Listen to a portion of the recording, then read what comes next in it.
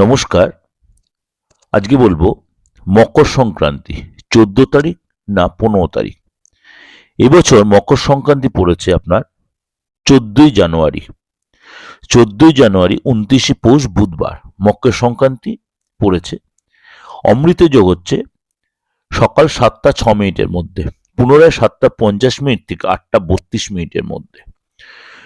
তারপরে আবার সময় হচ্ছে 10টা 40 মিনিট থেকে 12টা 47 মিনিটের মধ্যে, এবং সন্ধে 6টা থেকে 6টা 52 মিনিটের মধ্যে, পুনরায় 8টা 40 মিনিট থেকে 3টে 43 মিনিটের মধ্যে। এরপর মাহেন্দ্র যোগ বা মাহেন্দ্রক্ষণ যাকে বলে সেটা হচ্ছে 7টা 7 মিনিট থেকে 7টা 49 মিনিটের মধ্যে, পুনরায় দুপুর 1টা 33 মিনিট থেকে 3টে 43 মিনিটের মধ্যে। এবং এই দিন সূর্যদেব তার উত্তর রাশি মকর রাশিতে গমন করে বলে এই দিন মকর সংক্রান্তি আমরা পালন করি। এবং পৌষ সংক্রান্তি যাকে বলে এদিন পৌষ মাসের শেষ বাংলা মাসে, সেটা সূর্যদেব গমন করবেন ভারতীয় সময় বেলা 3টে 7 মিনিটে।